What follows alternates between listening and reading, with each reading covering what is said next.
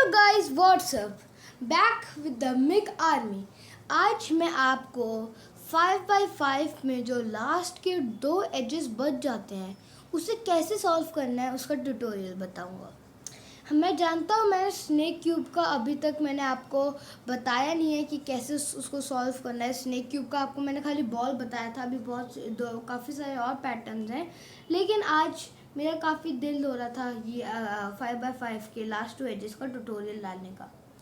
तो वैसे तो 5x5 में बहुत सारे केसेस होते हैं, लेकिन मैं आपको 2 टेक्निक्स बताऊंगा जिसकी वजह से आप सारे केसेस को सॉल्व कर सकते हैं। ठीक है, तो लेट्स स्टार्ट। मैं वो केस डेवलप करने वाला हूँ इन 3, 2, 1। तो गाइस, जो अभी मैं आपको टेक्निक बताने वाला हूँ, जो फर्स्ट एल्गोरिदम मैं आपको बताने वाला हूँ, वही एल्गोरिदम है जो सारे केसेस में आपकी मदद करेगी दोस्तों। ये एल्गोरिदम सारे केसेस, जो भी केस आएगा आपके सामने, बस एक को छोड़ के उन सारे केसेस में ये एल्गोरिदम वर्क करेगी। तो सबसे कॉमन केस जो आता है मेरे हिसाब से, वो आता है ऐसा, जब 2 पेयर्स बने रहते हैं और दूसरे साइड में कुछ भी नहीं बना होता है, या फिर आपको ऐसा कुछ दिख जाएगा, मतलब या फिर कुछ भी ना बना होता है। ये सबसे कॉमन केस होता है। तो इसमें बेसिकली हमें इंश्योर क्या करना होता है, हमें इंश्योर ये करना होता है कि जो हमारा मिसिंग पीस है वो इधर में है, लेकिन वो डायगनल होना चाहिए। ये इधर जा रहा है, ये से डायगनल है। अगर ये सामने सामने रहे तो फिर ये ट्रिक वर्क नहीं करेगी। ये इधर और इधर में इसको ऐसे अलग अलग कर देती है, ये इस वाले पीस को उधर में ले जाएगी। तो हमेशा आपको ऐसे मेक श्योर करना है कि ये वाला पीस डायगनल में रहे, इधर में। फिर उसके बाद जो दूसरी ट्रिक है, इसी मतलब मेथड के अंदर दूसरी चीज़ आपको मेक श्योर करना है, वो है जब आप बेसिकली इसमें आपको कैसे करना होता है, जैसे आप नॉर्मली क्या कहते हैं, एजेस को पेयर करते हैं, मतलब आप स्लाइस करते हैं और उसके बाद आप जो भी एल्गोरिदम आप लगाते हैं, मुझे नहीं पता आप लोग क्या लगाते होंगे, लेकिन जो भी आप लगाते हैं और फिर पेयर बन जाते हैं ऐसे।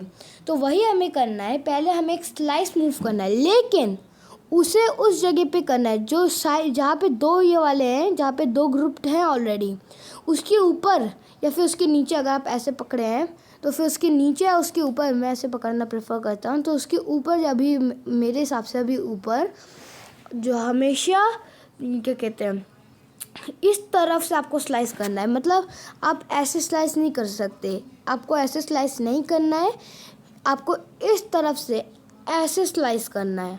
और जब आपने स्लाइस कर दिया, आपको बहुत धीरे धीरे करना है। मेरे साथ करिए आप।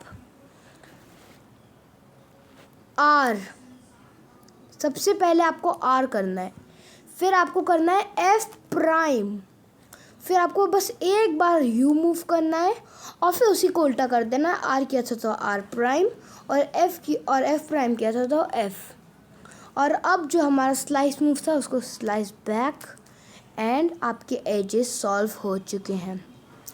ये टेक्निक हर केस में काम आएगी दोस्तों। अगर ऐसा, जैसे मैंने आपको दिखाया था अभी, अगर ऐसा ना रहे, अगर आपको ऐसे मतलब 2 पेयर्स ना मिले और ऊपर वाले में मतलब तीनों ही अगर बिगड़े हुए हो, दोनों तरफ में तीनों बिगड़े हुए हो, उसमें भी आपको किसी रैंडम जगह से, आप इधर से भी कर सकते हैं, इधर से भी कर सकते हैं, ऐसे उल्टा करके ऊपर नीचे, जैसे भी आप चाहे, आपको यही करना है।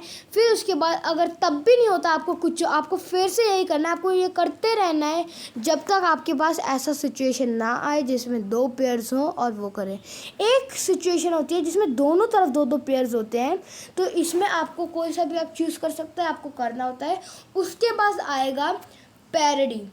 ये एक केस होता है जो इसके मदद से सॉल्व नहीं हो सकता। आपको अभी मैं पैरेडी दिखाऊंगा, ठीक है, लेकिन मैं आपको अभी से बता रहा हूँ। एक काम करता हूँ, मैं आपको पहले पैरेडी दिखा देता हूँ इन 3, 2, 1। ये आ गए हमारे पैरेडी। अभी कुछ नहीं दिख रहा आपको, है ना, लेकिन क्योंकि मैंने अभी तक बनाया नहीं है इसलिए। पैरेडी के आपको एल्गोरिदम मैं अभी बता दे रहा हूँ आपको, वरना उसके अभी फिर से बताऊँगा। इसमें याद करना बहुत इजी होता है। एक काम करता हूँ, मैं पहले आपको दिखा देता हूँ, फिर आपको एल्गोरिदम बता दूँगा।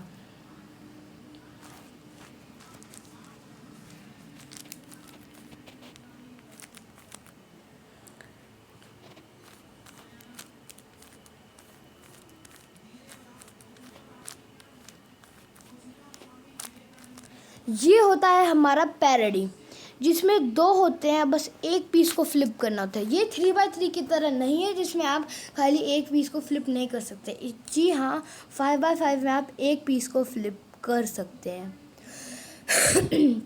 तो एक पीस को ये कभी कभी होता है कि जो ये पैरेडी है, हम लोग बस इसकी बात कर रहे हैं, इतने की, जिसमें एक पीस को फ्लिप करना है। कभी कभी होता है कि ये इस तरफ और इस तरफ डबल पैरेडी आ जाती है, इस तरफ और इस तरफ। तो इस केस में भी आपको जो मैंने पहली स्लाइस वाली बताई थी, स्लाइस करिए और फिर आप अप्लाई करिए R(F', U(R')F' और स्लाइस बैक।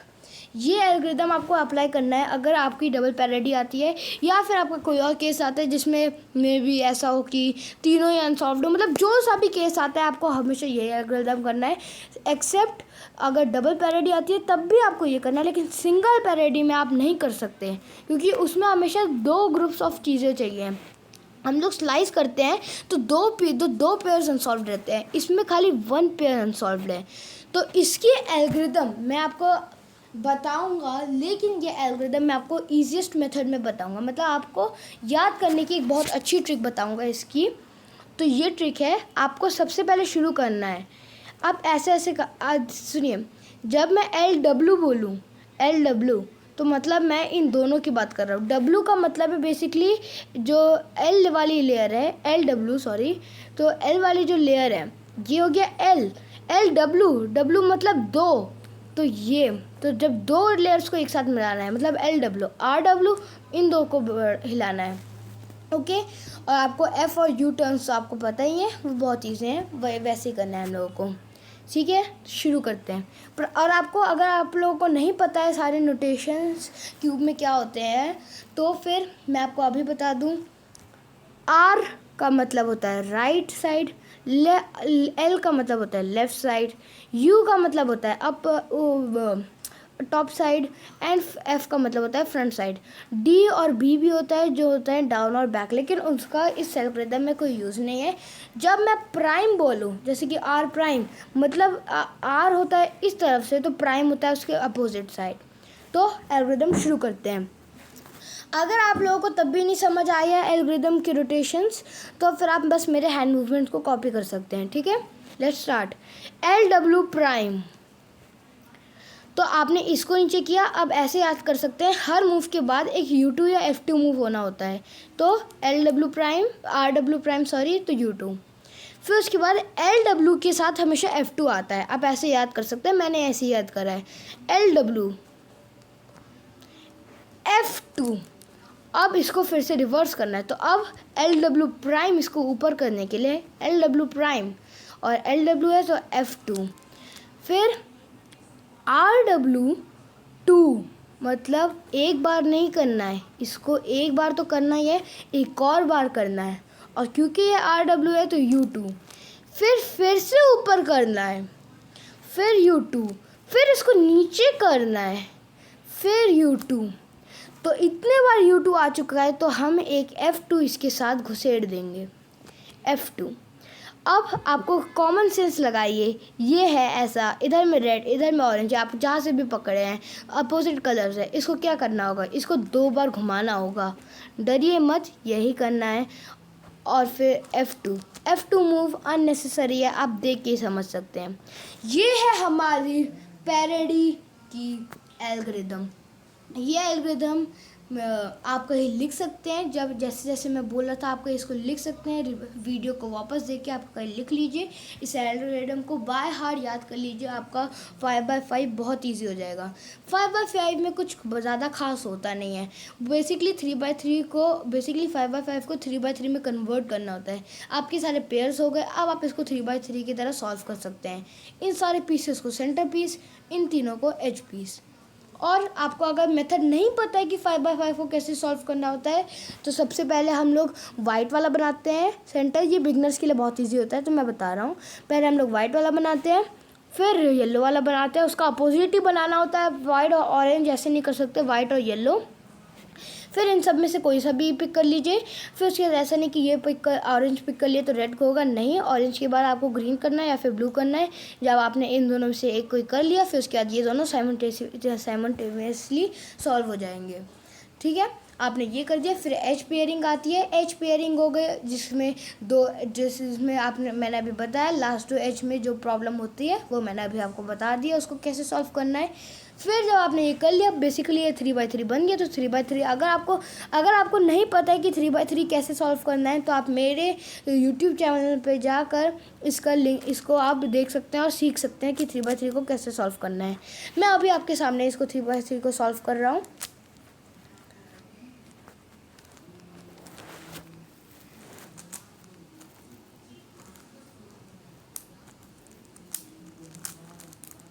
मुझे पता है मैं काफ़ी स्लो हूँ, मैं इतना तेज़ नहीं हूँ क्योंकि मेरा क्यूब भी इतना अच्छा नहीं है एक्चुअली, इसलिए।